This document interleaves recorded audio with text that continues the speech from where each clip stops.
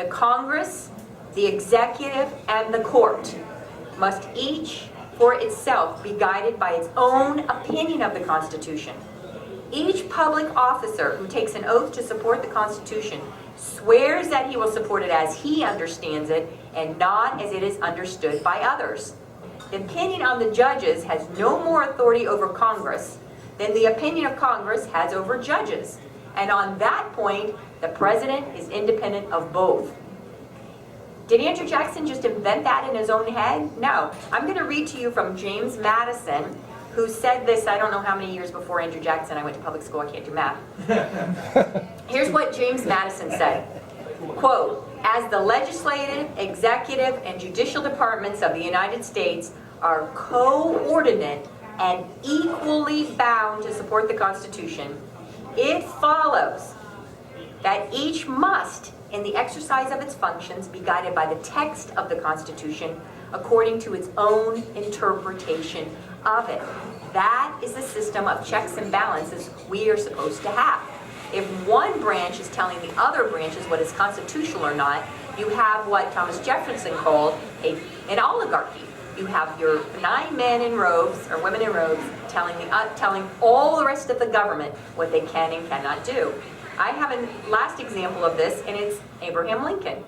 Abraham Lincoln, as you know, in the Republican Party, was formed to combat the twin planks of evil. Does anybody know what the two twin planks of evil were? You know what one of them was? Slavery. Anybody know what the other one was? Polygamy. Polygamy. The Republican Party was established to combat the two planks of evil, slavery and polygamy. And in fact, it is because of the Republican Party that all the Western states had to outlaw polygamy in order to join the Union.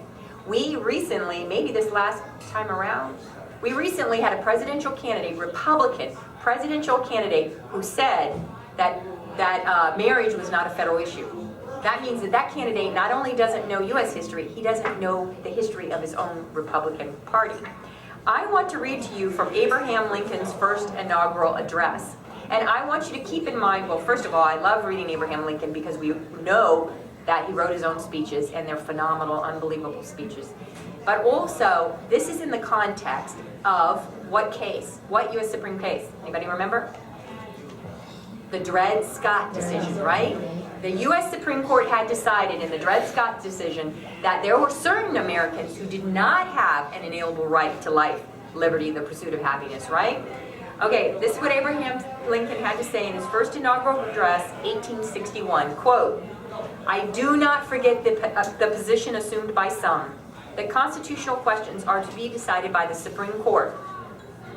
The candid citizen must confess that if the policy of the government upon vital questions affecting the whole people is to be irrevocably fixed by decisions of the Supreme Court, the instant they are made, the people will have ceased to be their own rulers, having to that extent practically resigned their government into the hands of that eminent tribunal. And here's how it played out during his presidency. Not only in direct defiance of the Dred Scott decision, he issued executive orders. Abraham Lincoln, well, you know, later in his presidency, he signed the Emancipation Proclamation, which was in direct contradiction of the Dred Scott decision. He also issued an executive order saying that patents, visas, and passports were to be issued to any American who applied for it. Black, white, free, slave, green, yellow, in direct defiance of the Dred Scott decision. But he also, before the Civil War, had all the secessionist officers, army officers, secessionist officers, rounded up and thrown in Fort McHenry, and he suspended the writ of habeas corpus. And I'm going to explain exactly what that is. One of those secessionist officers was a state legislator named John Merriman. John Merriman petitioned the U.S. Supreme Court for a writ of habeas corpus. A writ of habeas corpus is when you petition and you say, court, I'm being held illegally, make them let me go. He petitioned the U.S. habeas corpus, and the U.S. Supreme Court issued that writ of habeas corpus. And here that writ of habeas corpus comes to Fort McHenry, on the gates of Fort McHenry. Yes, Who is it? Oh, I'm from the U.S. Supreme Court, and I have a writ of habeas corpus for John Merriman. Oh, wait a minute, let me get the commander. Yes? Oh, I am from the U.S. Supreme Court, and I have a writ of habeas corpus for John Merriman. Oh, goodness. Oh, I'm the commander of the fort, and the President of the United States is my boss, not the U.S. Supreme Court. Sorry. Okay. So there goes the writ back to the U.S. Supreme Court. Then the U.S. Supreme Court issued what today is called an order to show cause. An order to show cause is where a court says you come before us on this time and date, and you tell us why we're not going to hold you in contempt. And here comes that order to the gate. Oh, who is it? Oh, it's you again. What do you want? Oh, this time I have an order to show cause from the U.S. Supreme Court for you, Commander. Oh, sorry, too bad. My boss is the President of the United States. My boss is not the U.S. Supreme Court. Sorry, bye. And that order made it no further past the gates of Fort McHenry than the writ had made it. And that went back to the U.S. Supreme Court, and the U.S. Supreme Court did the only thing the U.S. Supreme Court can do. What's that? Issue a decision. They issued a decision. They issued an opinion. And here's a sentence from that opinion, and it was issued by Justice Taney, who authored the Dred Scott decision. Here's what he said, quote, "I have exercised all the power which the Constitution and law confer upon me, and that power has been met by a force too strong for me to overcome." End of story. That is what Alexander Hamilton said when he said the Judicial Department only has judgment and depends upon the executive arm even for the efficacy or effectiveness of its decisions. The only thing that comes out of a legislature or a court are pieces of paper. Only the executive branch can enforce or not enforce those pieces of paper. Well, if you've probably been keeping up with me here, you have realized that this system of checks and balances that we're supposed to have among the three branches of government, we've had a breakdown in that system, correct? And because we've had a breakdown in that system of checks and balances, and we have allowed the other two branches of government to hide behind the skirts of the Supreme Court, we have problems.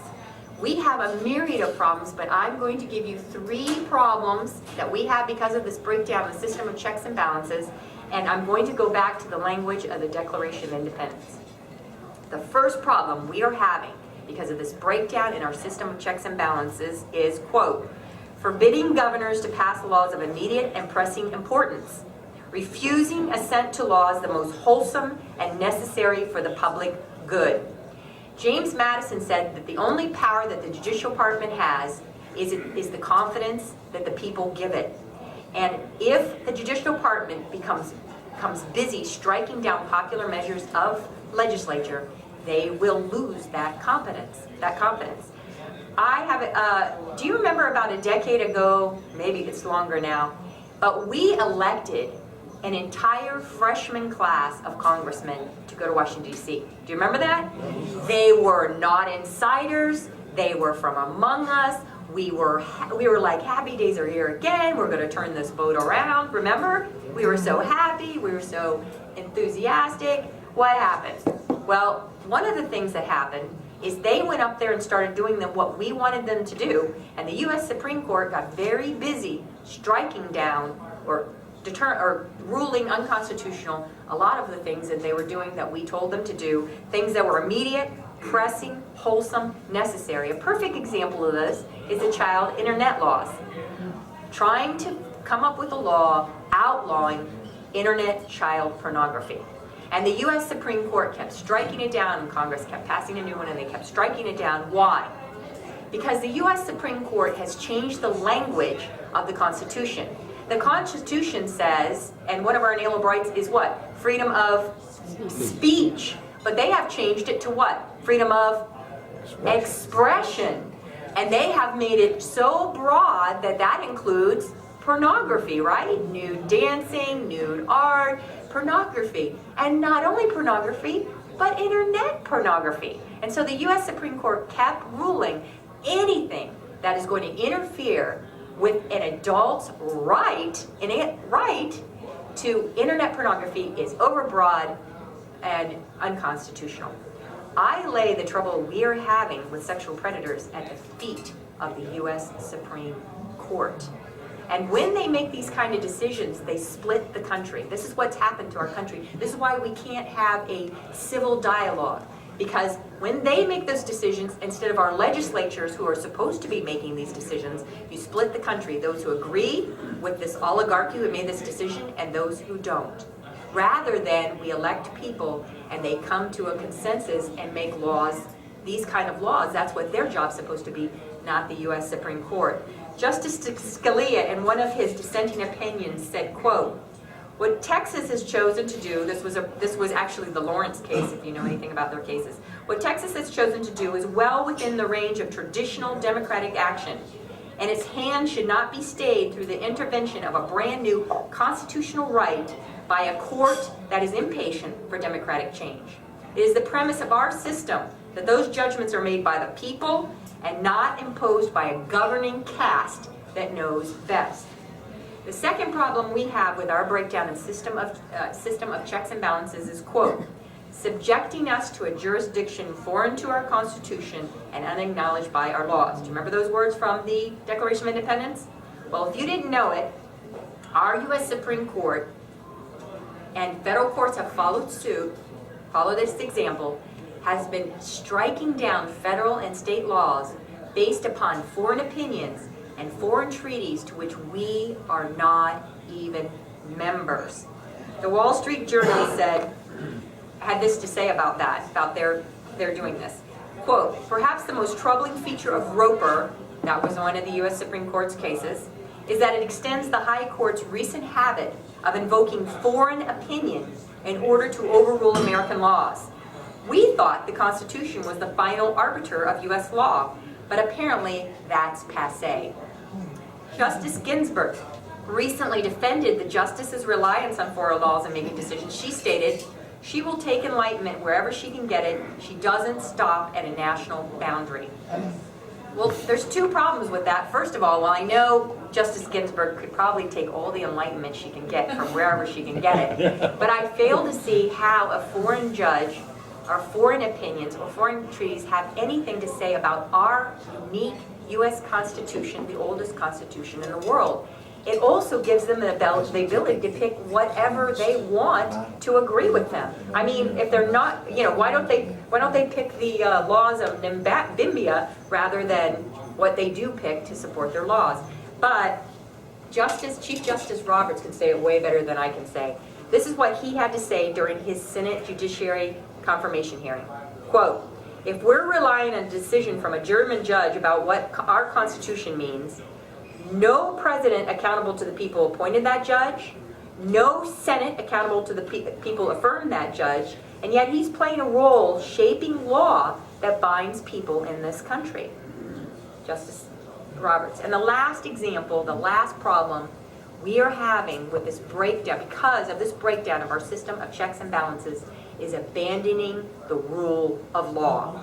If you didn't know it, in a lot of instances, we are under the rule of judges, not under the rule of law, and I have two examples of that. First example is the Ten Commandment cases that keep going up to the Supreme Court. Well, the first time they went up, there were 7 of them. 7 Supreme Court cases. 7 Supreme Court cases, 10 Commandment cases. And if you didn't know it, they were ruled all over the place. Apparently, it doesn't matter that they're the 10 Commandments, it matters why you put them there. If you put them there for a religious reason, unconstitutional according to the U.S. Supreme Court. If you put them there for a historical reason, they're just fine. Anyway, I have a friend who represented the states and the different parties for those 4 of those 10 Commandment cases, and this is what he had to say about